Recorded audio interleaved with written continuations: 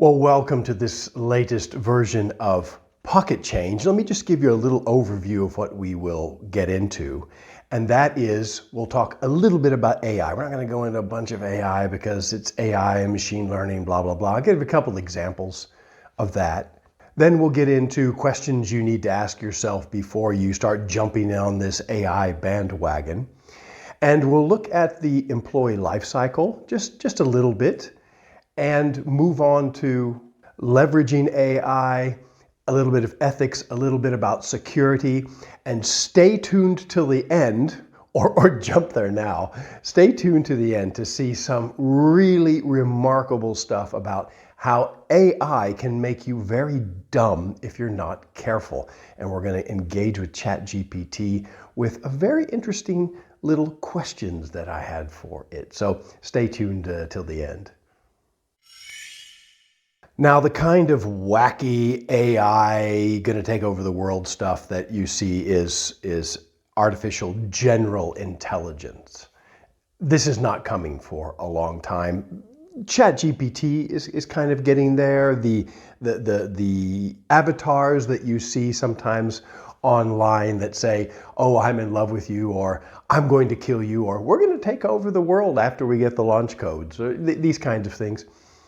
This is all kind of possible stuff, and I'm really scared about AI. And if you asked me, okay, Peter, if we could just take another road and just leave AI behind, I might just stick with my Excel spreadsheet. But that is not going to happen. So you're going to have to engage with AI. You're going to have to engage with the stuff that's under the umbrella of AI, and hopefully this video will help you do that. So it's not AGI, it's not artificial general intelligence. You're going to be dealing with narrow AI. Okay, and so just let's give us a definition of AI. AI is something that trains on massive data sets. They're sort of cleaned up and prettied up so that AI can go and chomp through it.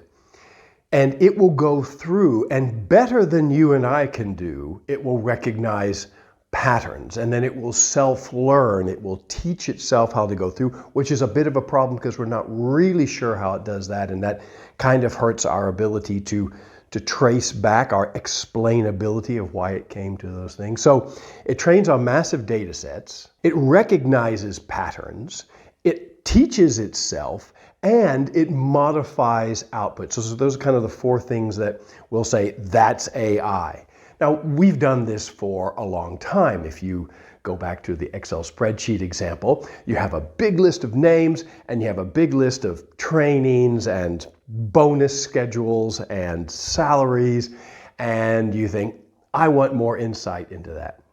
And so you go to the top and you do a data sort, and you sort on highest salaries to lowest. Who has the highest salary? And then you get an idea of what are the highest salaries and what are the lowest salaries, and this gives you, insight into this big chunk of data in your Excel spreadsheet. Well, AI is kind of doing that, but it's looking from a lot of different angles.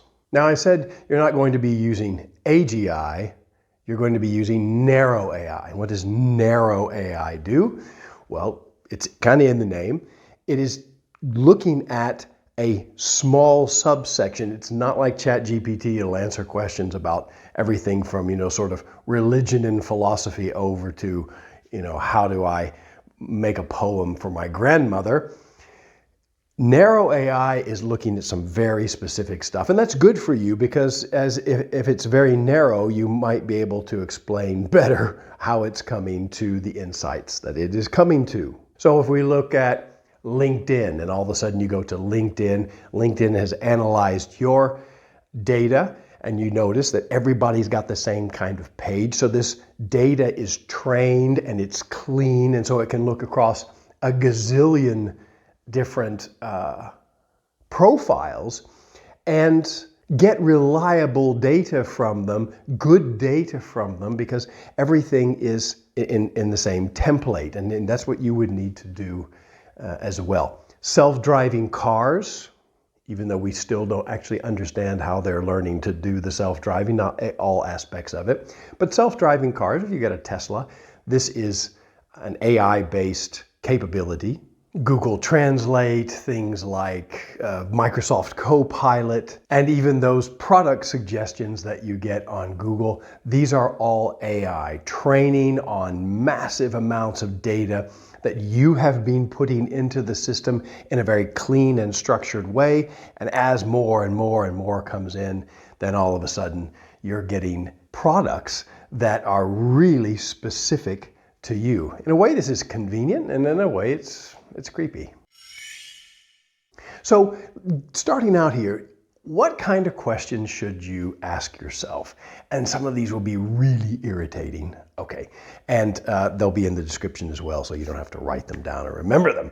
The first one is, do you have an AI policy? You think, oh, yeah, I know. But sometimes you are a smaller company within a bigger company, maybe within a worldwide global company. And if you down here in, Munich, Germany decide, hey, we're going to do AI, but it doesn't fit necessarily well within the company and within the broader global company, then you're gonna have trouble with this. The second one is probably the most difficult thing to do in negotiations and in just about any change management. Just about anything is, what's the goal? We thought we knew what the goal was because we said, let's employ AI, and everybody's like, yay.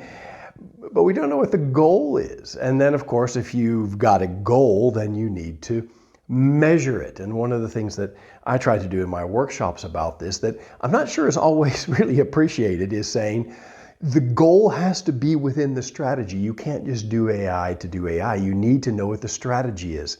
But in so many organizations, the strategy is not clear. It is not clear.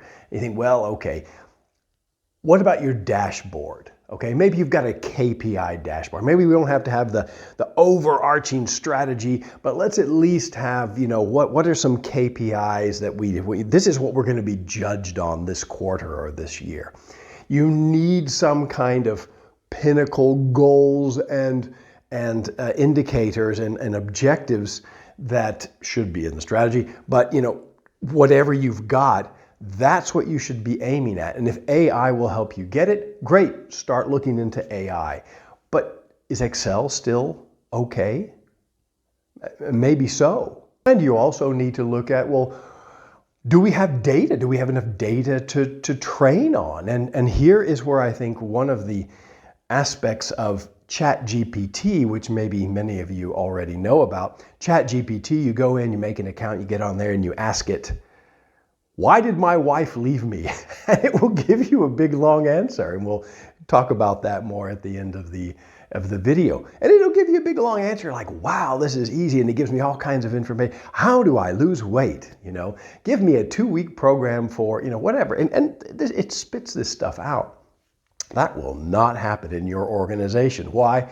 Because we really underestimate how much dog work, how much shovel work, how much manual labor goes into actually making data sets that this super duper algorithm can actually go through and understand and put things together in Narrow A.I. When you're talking about AGI, which is going out and it's grabbing structured data sets and it's grabbing unstructured stuff and it's just kind of, eating as much as it can. But you don't have that. You don't have this, big pool of all kinds of data, and maybe you haven't even thought about this before. So that won't necessarily be for you. 3 more questions. Are the inputs and outputs clear and explainable? So something goes in here, it gets massaged by AI and it comes out here. Is it explainable? Does it seem reasonable what's coming out? And here's another weakness of AI. In the end, usually in the end, we are deciding, but then we're the weak link. And so who decides? And that's the next one is AI supporting your decision? So you think, well, thank you, AI. That's an interesting input. I'll ignore it. Or is AI basically making the decision for you? If it's assisting you in something, that's pretty low risk. In fact, lowest risk is it's automating some system you've already got. Medium risk is it's giving you input to help you really make the decision. And the higher risk is it's making the decision. And here, this high risk stuff, you've got to get with the legal eagles and you've got to know the policies. And this has really got to be quite a big integrated thing if you want to engage in it. And finally, how do you modify the algorithm? And how do you sort of take the engine out of this and look at it and say, yeah, we want it to do something else? Because very often in artificial intelligence today, we don't know, we can't do that. We can't just take the engine out and modify it, it'll do something different. We don't really understand what's going on with them. And that's why there's so much stuff out there about people saying, AI is going to kill us all. It's quite unexplainable, and you need to have explainability. Certainly when you're doing narrow AI, explainability is going to be important. So let's get on to that employee life cycle.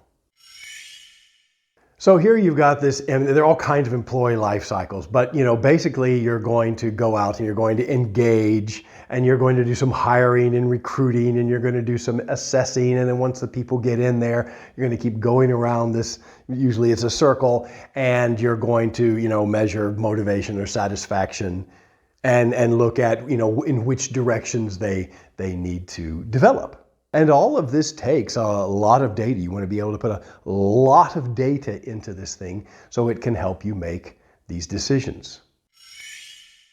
Now with hiring and recruiting, you can think about things like job description optimization or AI job matching, or even conversational AI bots for people at a convention or online, these kind of cool things.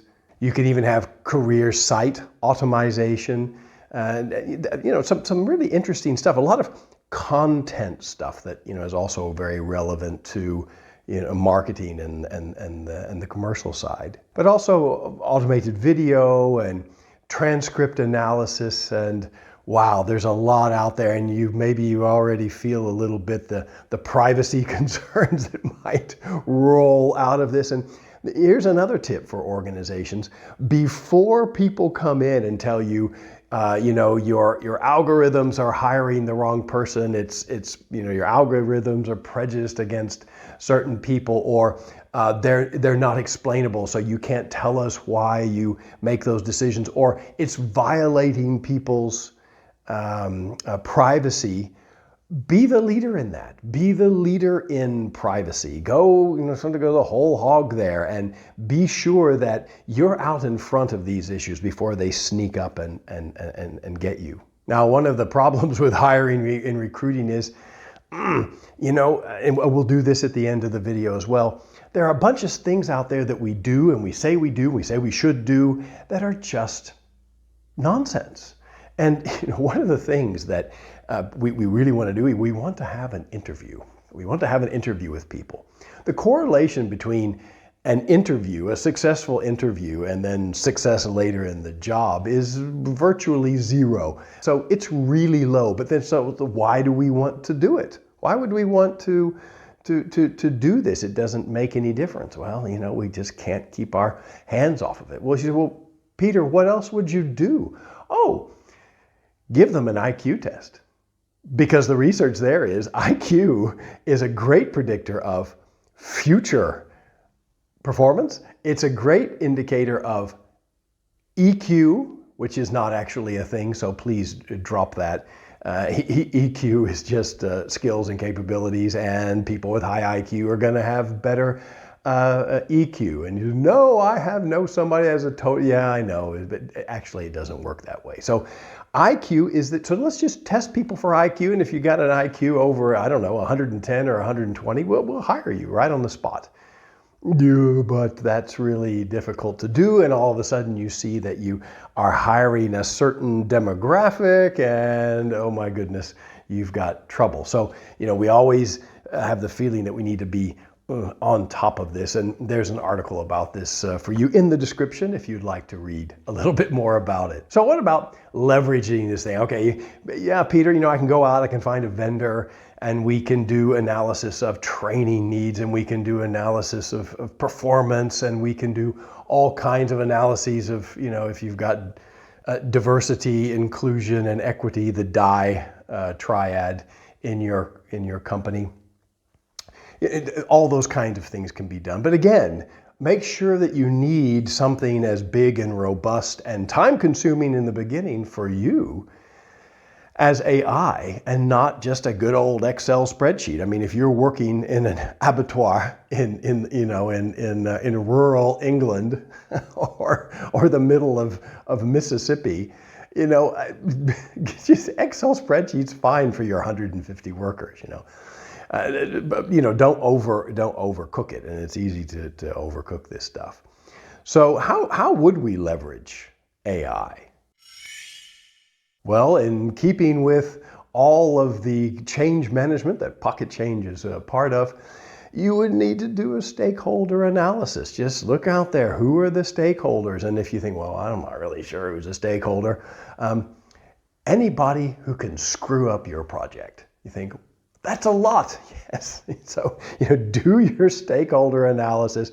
Make sure you've got everyone who can screw up or really make or break your project. Get those people in there. Make sure you understand who they are and what their interest is, and how much engagement you may need to have with them. Get a competent team. So this is very often in change management called a guiding coalition.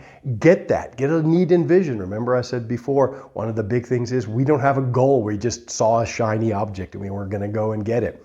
Make sure you've got that. Make sure you're going to be mapping the situation. And if you want to know more about that, please see my other videos on my change management model. Check with the legal eagles. Make sure that the legal department knows what you're doing, how you're going to do it. Yes, involving them is like involving any other specialist, it's like involving communications and they're like, oh, you have to use our template, or involving quality and they're like, no. But you need these people. Make sure that they are also involved. Finally, make sure that your systems can do it, that you're not just going to bankrupt the company by having to bring in completely new systems. Many years ago, I was at IBM and I sat down with my team and we said, what kind of dashboard do we need to really run this business unit? And they said, we need this and this and this. And we all agreed, and it was a great setup. And so I went to finance and I said, this is what we need on our reports. And they said, that's going to cost you a lot of money. And I said, why would it cost me a lot of money? He said, we don't have the module. We don't have actually the IT, in this case, the software, to actually pull that out. And it, it would cost, I don't know what it was, 50,000 euros or something like this. Well, does that outweigh what you actually think this is going to deliver? You need to get that calculation done really, really well.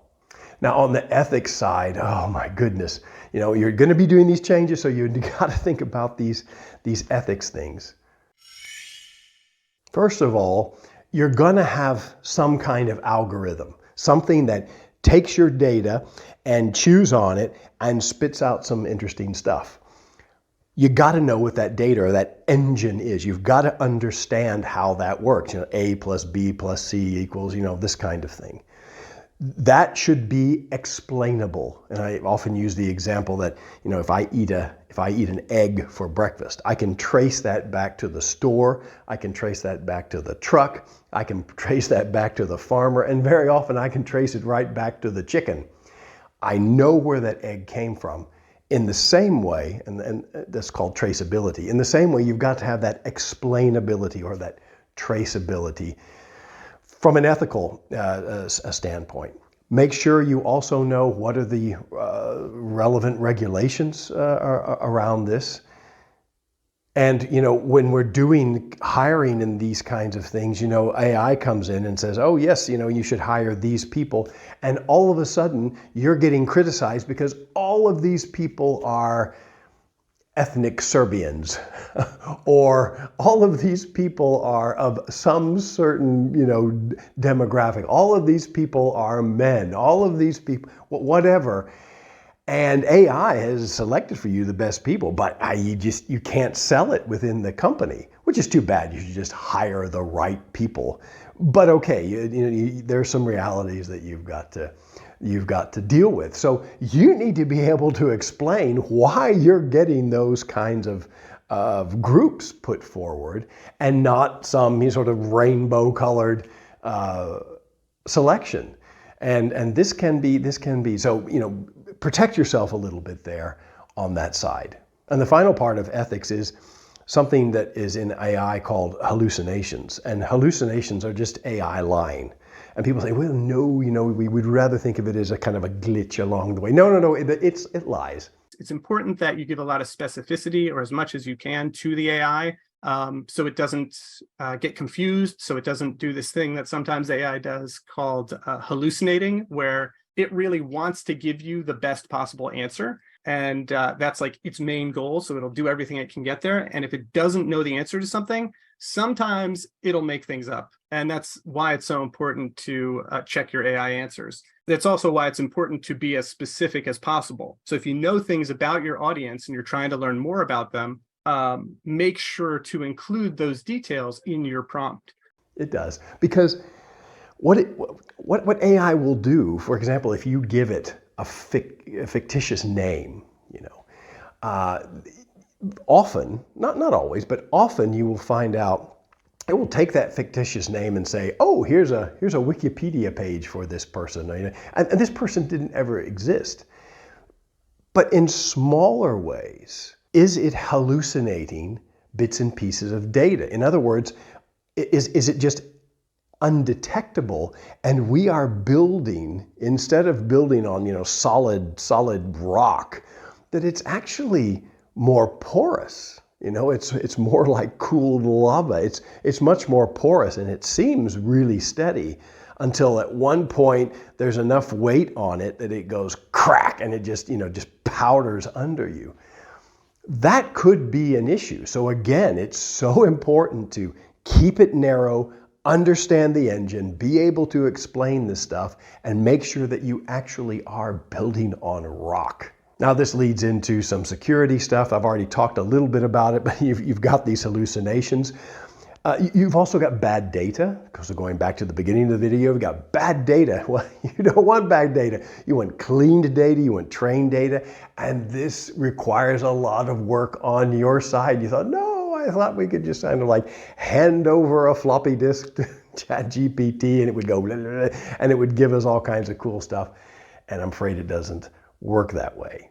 So on the security side, if you're just automating something, that's pretty low risk. Don't worry about it. Go crack on. There's probably not a lot you need to worry about on the ethics side, on the policy side. However, once you get AI starting to go into sort of a medium level risk stuff where it is advising you to do stuff, and we're going to get into that in just a second. I'm going to show you what AI has advised you to do, and if you just go with it, you might get your feelings hurt. So low risk, automation. Medium risk, it's starting to advise you and saying, hey, you should do these things. You think that seems like a sensible list. I'll go off and do that. And the higher risk is that it's actually making the decision for you. And so you're probably not there yet. This is probably one you don't need to worry about. But the one in the middle here, the medium risk, may have a little bit more than medium risk. And finally, if we want to look at vendors, well, I'm not going to go over vendors in this video. Some will be in the description just to give you an idea about where you might want to start, because if you are down in Croatia or up in Denmark or over in Chile or somewhere in Singapore, who knows where you're going to, I mean, Google it, go to ChatGPT and say, where can I find? It probably is not a bad idea. I haven't done it yet. So, go out there, find a vendor, but let me give you some tips about what you should be looking for in these vendors. So let's say we're looking at a recruiter, and you want to look at, is this company using AI to do recruiting, or is it a legacy recruiting company that is stuck a little bit of AI on there just to sort of wave the AI flag and say, hey, we're doing this too? Take a look at that. You do want an AI company. And how would you know? Well, one chap online named David Francis, I get a little shout out to his video. He has a good video on this as well. And he says, look at how many data scientists they have. Well, is that 6, 16, 66? I don't know. How many data scientists should they have? But you probably want to get an idea of, if this is a company of 30 people and they've got 10 data scientists, we're really chugging away on this kind of stuff. You're probably going to be in reasonably good hands. If you've ever done ERP implementations, you know that problems exist. And I tried to put in SAP a few years ago, and SAP module, an HR SAP module actually. And SAP had bought a company and they brought it in. They said, we've integrated this into our systems. And so we thought, hey, we're golden. So we went to these people and yes, we can do it. Everybody said yes. Everything was cool. We had a good goal. We had all kinds of stuff. And it didn't work. It just didn't work. And after 2 years, it still didn't work. SAP just didn't tell us the truth. And so, caveat emptor, the buyer beware, it still applies in this situation.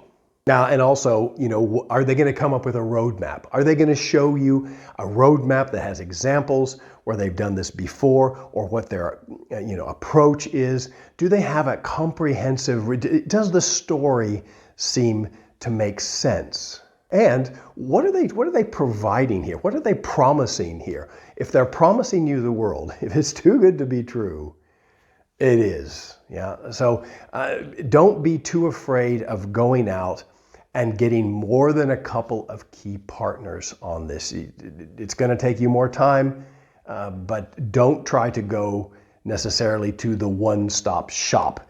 If you look across the videos on YouTube and the documentation that you can find online, there doesn't seem to be anybody who's really competent at doing the whole thing, going the whole hog. As it might be if you said, well, I want to go to Dell Computer for all of our computers and all of our, sort of software and hardware setup in the company. Dell Computer can, be a one-stop shop for you, but not on AI.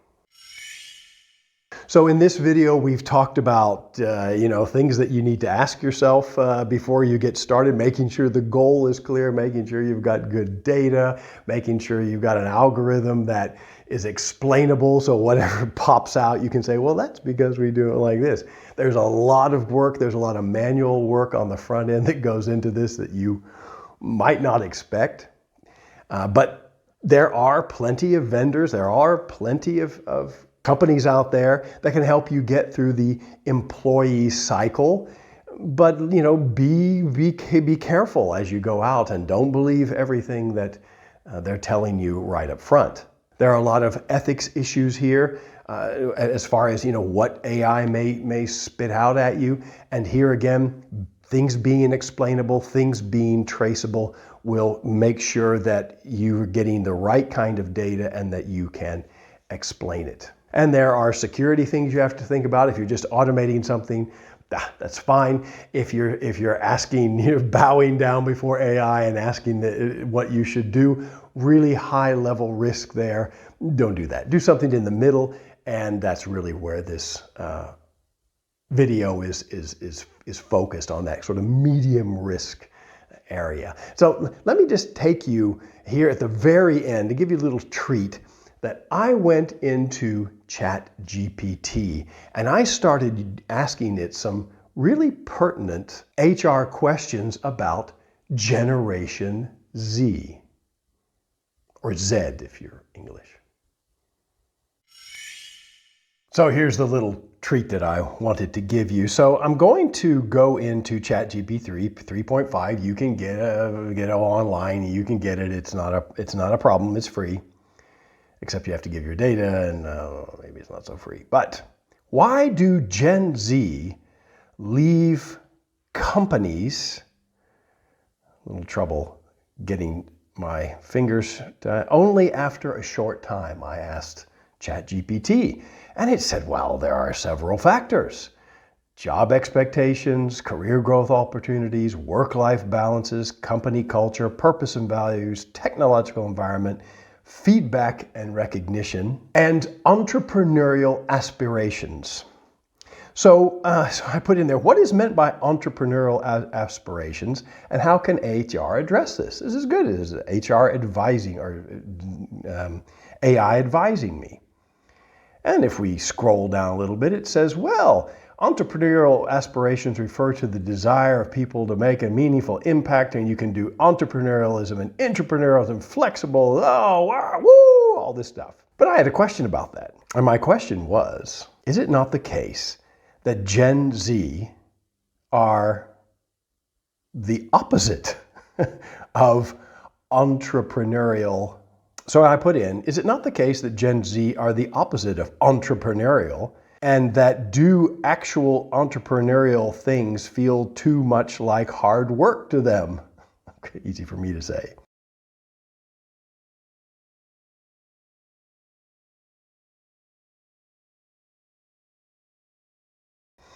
So ChatGPT, well, that's a stereotype, but yes, they're less entrepreneurial. And some have entrepreneurial aspirations, and yeah, but ultimately there's going to be variations, and it does what ChatGPT does a lot, and it just kind of puts a very vanilla answer out there. Well, I wasn't going to let it go, because you can have a conversation with this AI. So I say here, but isn't it the essence of entrepreneurialism that you sacrifice the work-life balance that it was referring to? Sacrifice personal time, I put here, such as work and life balance, in order to accomplish something great. So, but isn't it the essence of entrepreneurialism that you sacrifice time, work-life balance in order to accomplish something that involves immense effort and or will produce something amazing? Produce an immense reward, I think I said. So entrepreneurialism, yes, commitment and effort and a willingness to sacrifice your time, and work-life balance varies among people, and Generation Z, it may base it. It's you can kind of feel it trying to slip out of my grasp. So I said to ChatGPT, so we can agree that the work-life balance of a real entrepreneur, which is going to be work and more work than little balance, would vary considerably from the work-life balance that a Gen Zer would aspire to. Yes, says ChatGPT, we can agree that the work-life balance of the entrepreneur varies considerably from Generation Z. On the other hand, they do this sometimes, and there are parts of Gen Z who might embrace entrepreneurialism. And so I say, well, if work-life balance is so very subjective and vanilla and a little bit here and a little bit there, then why would this be one of your main recommendations for, retaining Generation Z? You're advising this. So why would you recommend this for keeping them happy and employed in your company? It says, well, the emphasis on work-life balance, especially with discussion, is based on observed trends and all that kind of stuff. And there are generational preferences, and there's, blah, blah, blah, blah, blah. It keeps going on. And it's, it's one among many considerations. And I'm still not letting it go. But you came up with this. So I say, you're straying from the subject. And I continue to say, well, you strayed from the subject. We have concluded, have we not, that Gen Z has a concept of work-life balance that does not match the entrepreneurial work-life balance. Correct? ChatGPT says, yes, we can acknowledge that, Generation Z often values a concept of work-life balance that varies from the traditional way of looking at the work-life balance. So in summary, work-life balance is subjective and can vary among individuals. I say to that again, you stray from the subject. Of course, there are some, so it keeps sort of qualifying these things. Of course, there are some Gen Z that are going to be, amazing entrepreneurs. I mean, statistically speaking, that would have to be the case. But that's just a statistical argument. But if a human resources department wants to keep Gen Z, then based on our discussion here, addressing entrepreneurial aspirations would not, statistically, be a productive path to take. Correct? It says you are correct. I appreciate your patience. So okay, that's where it all ends, and, and so here is artificial intelligence coming at you, telling you these are the things you should think about, and it comes across really well. And you think, oh well, I'll do that, and then we have to think about entrepreneurial activities, and then the board that you're talking to says, oh wow, entrepreneurial activities, that sounds good, entrepreneurship. And I've had this happen in companies. The CEO stands up and says, we need to be more entrepreneurial. That is the last thing you want in a big corporation. It's just so crazy, but we get these ideas in our heads, and ChatGPT said it, so here we go. But if you just keep asking the thing, wait a minute, that doesn't seem to align with reality, then you get this. It says, oh yes, sorry for, thank you for your patience, and I've been an idiot, kind of thing. So the human factor here still is so very important. You have to stay engaged, because ChatGPT and AI will make you stupid. And I did this recently in a workshop. Someone said, is it going to make us stupid? And I put up a formula on the board that said something like, 700 times 11 divided by 2 is what? And what did they do? They pulled out what we've been doing since the 1970s. They pulled out a calculator. This one was on their phone, and she came up with exactly the right answer. But if you look back to the 1970s, you had to do this in your head, or you had to get out a piece of paper and you had to know the procedure for doing it. And we still kind of know the procedure for doing it, but it just gives you a glimpse at, once AI really starts to embed itself, if we're not sort of staying above it and remaining the master of the intelligence here, we might be led down the wrong path. Well, I hope this has been interesting and fun for you. And, go out and do the AI stuff. You got to get engaged with it, even though it's sort of, like nuclear energy in the 1930s, it's going to blow us all up. But, we got to go off and do it anyway. Good luck with it.